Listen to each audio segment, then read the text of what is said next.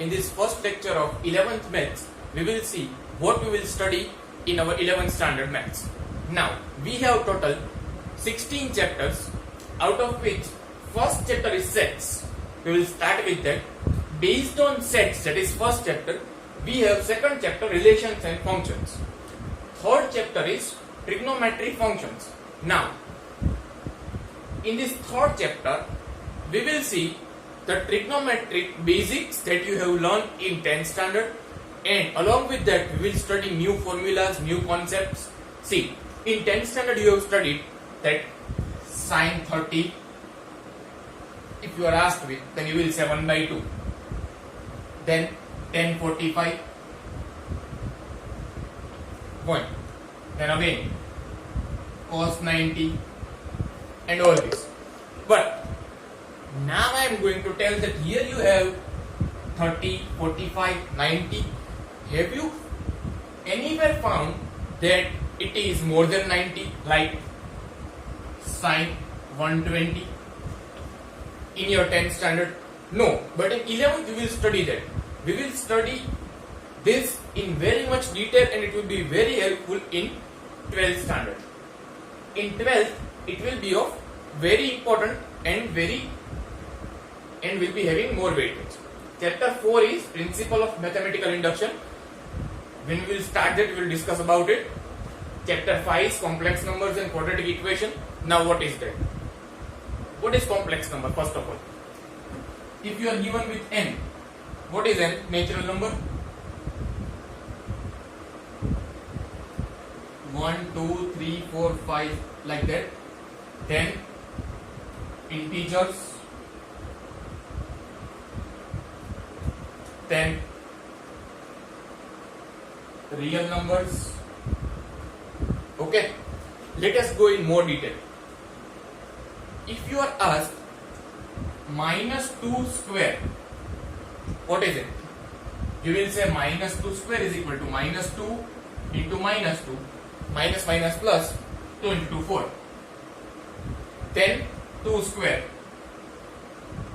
Obvious, 2 multiply 2 will give you 4. So you have seen that square of any number is always positive. Square of any number is always positive here, plus 4 and plus 4. Now, if you are told that there is one square that is negative, suppose this minus 1, can this be a square? You will say no, but in 11th we will study it is a square of a number. Which number? That is complex number. And quadratic equation which you have studied in 10th will be applicable here also. Chapter 6 is linear inequalities. We will study that also.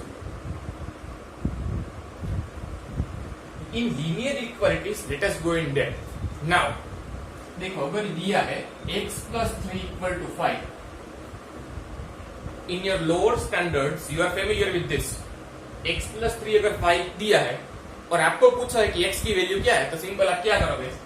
x equal to 5 minus 3. So x equal to 2. So x value is 2.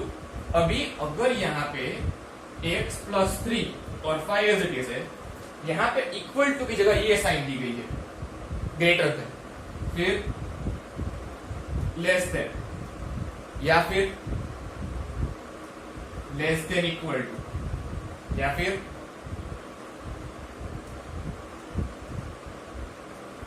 More than equal to, तो x का क्या answer होगा? यहाँ पे तो x आ गया 2, यहाँ पे x क्या होगा?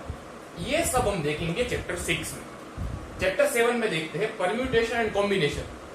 देखो क्या है ये. अगर ये दो पोजीशन है, एक है प्रेसिडेंट की पोजीशन, एक है सेक्रेटरी की पोजीशन. अभी यहां पे 4 लोग हैं, तो कितने वेरिएशन पॉसिबल है? पर्सन ए, पर्सन बी, पर्सन सी और पर्सन डी. पहला वेरिएशन प्रेसिडेंट है ए और सेक्रेटरी बी. इसका मतलब प्रेसिडेंट ए और सेक्रेटरी बी. दूसरा वेरिएशन क्या हो सकता है? प्रेसिडेंट बी और सेक्रेटरी सी. तीसरा C D, next D A. देखो इन सब देखने के बाद can you tell more ones like this? A C,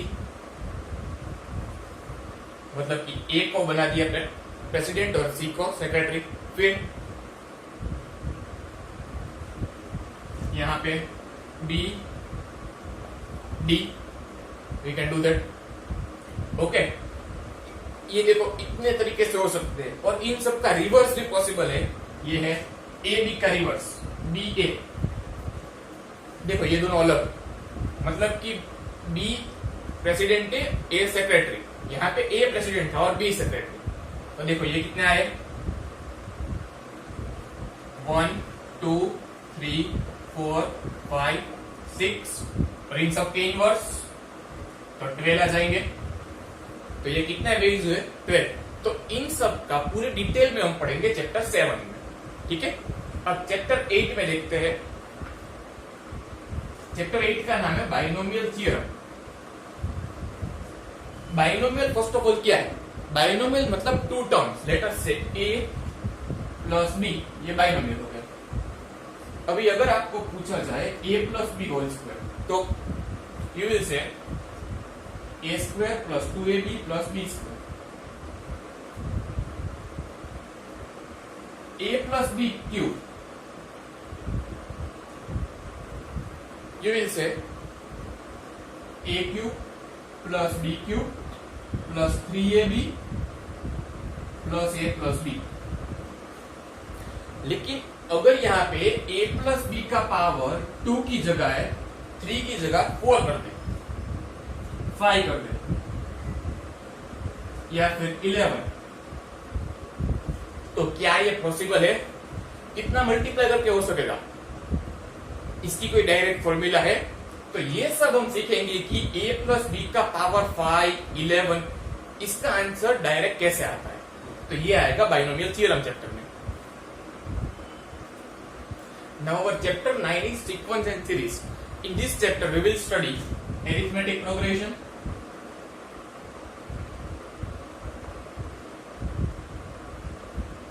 arithmetic progression आपने जो 10th में पढ़ा वही सेम है।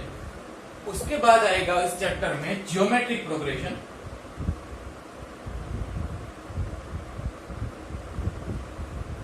Chapter 10 straight lines. इसमें स्ट्रेट लाइंस की प्रॉपर्टीज, उसकी डिटेल्स सब हम पढ़ेंगे, वो आएगा चैप्टर 10 में।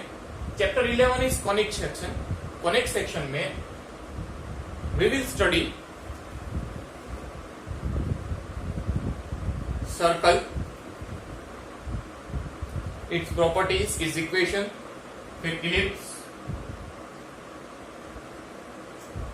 एंड ये दो शेप है, ये सर्कल और इलिप्स है। इसके जैसे ही दो शेप हो गए, हाइपरबोला और parabola. That also we will study in this chapter of conic section. 12th chapter is 3D geometry. इसमें चैप्टर 12 में 3D ज्योमेट्री में आपने जो पढ़ा है 10th में, section formula, mid point formula, distance formula, it will be useful here in chapter 12. The difference will be वो 2D में था, ये 3D में होगा। वो एक प्लेन में था, अब ये 3D में स्पेस में होगा। Chapter 13 is limit and derivative. It is very important chapter. 12th में इसका बहुत ही वेटेज है, अराउंड 35 to 40 मार्क्स का इस चैप्टर के ऊपर से वेटेज आएगा। So it is very important chapter. 14 is mathematical induction. It is again a logical chapter. 15 is statistics. Statistics में देखते हैं, एग्जाम्पल देखते हैं। It is a person A who scores 50, 60 and 70 runs in 3 matches. Person B scores